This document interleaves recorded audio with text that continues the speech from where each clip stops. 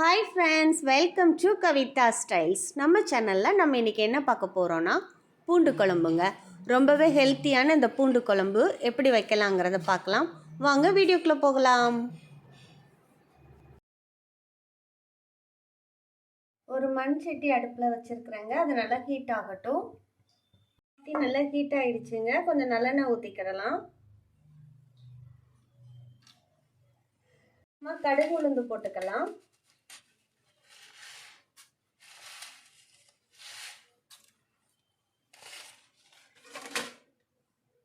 கடுகு பொரிஞ்சிடுச்சுங்க. கொஞ்சமாக வெந்தயம் போட்டுக்கலாம். கொஞ்சமாக பெருஞ்சீரகம் போட்டுக்கலாம். கொஞ்சம் கருவேப்பிலை போட்டுக்கலாம்.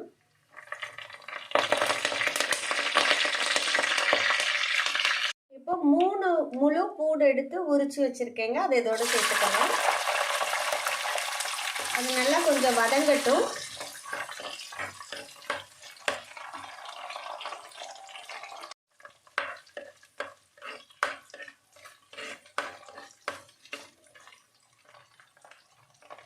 வெள்ளைப்பூடு நல்லா வதங்கிடுச்சுங்க. 1 கிலோ அளவுக்கு வெங்காயம் உரிச்சு வச்சிருக்கேன். அதை இதோட சேர்த்துக்கலாம். வெங்காயம் 2 கட் பண்ணி போட்டுக்கோங்க. இப்போ வெங்காயம் ஓரளவுக்கு வந்துடுச்சுங்க. இப்படி கண்ணாடி பதம் வந்த அளவுக்கு போதும். இது கூடவே தக்காளி பழம் சேர்த்துடலாம். ஒரு 3 தக்காளி கட் பண்ணி வச்சிருக்கேன். அதை போட்டுக்கலாம். இந்த தக்காளி கூட குழம்புக்கு தேவையான அளவு உப்பு சேர்த்துக்கலாம். கல் உப்பு சேர்த்துக்கோங்க.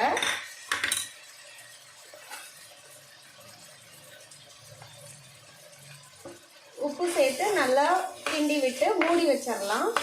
அப்போ சீக்கிரமாக இந்த தக்காளி நல்லா மசிஞ்சு வந்துடும்.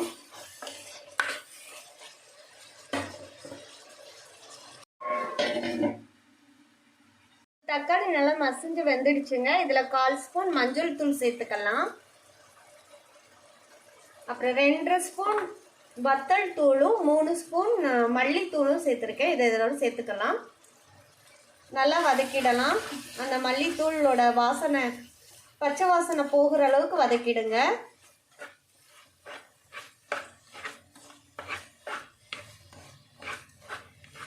இந்த பூண்டு குழம்பு ரொம்ப டேஸ்ட்டாக இருக்குங்க. சாதத்தோடு வச்சு சாப்பிடும்போது நல்லா காரசாரமாக டேஸ்ட்டாக இருக்கும். உடம்புக்கும் ரொம்ப நல்லது. எங்கள் வீட்டில் வாரத்துக்கு ஒரு தடவை இந்த குழம்பு கண்டிப்பாக நாங்கள் வச்சுடுவோம். இதோட அரைக்கீரை மசியல், முட்டைக்கோஸ் பொரியல், இந்த மாதிரி கொஞ்சம் உரைப்பில்லாத கூட்டாக சேர்த்து சாப்பிட்டோம்னா ரொம்ப டேஸ்ட்டாக இருக்கும். சின்ன நெல்லிக்காய் அளவு புளி எடுத்து கரைச்சி வச்சிருக்கேங்க. அதை இப்போ இதோடு சேர்த்துடலாம். இப்போ இது கூட கொஞ்சமாக தண்ணி விட்டு நல்லா கொதிக்க விடலாம். கொதிச்சிட்டுங்க. ஒரு 1/4 முடி தேங்காய் எடுத்து அதோட கொஞ்சம் ஜீரகம், கொஞ்சம் பெருஞ்சீரகம் சேர்த்து நல்லா அரைச்சி வச்சிருக்கிறேன். அதை இது கூட விட்டுறலாம்.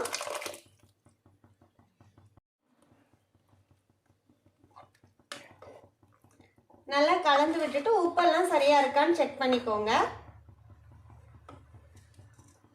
இப்போ இதோட கொஞ்சமா தண்ணி சேர்த்துக்கலாம். அந்த தேங்காய் கழுவுன தண்ணி ஊற்றிக்கிறேன்.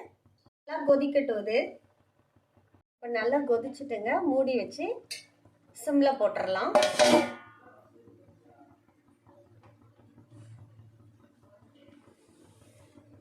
மூடி வச்சு ஒரு 5 நிமிஷம் கொதிக்க விடுங்க.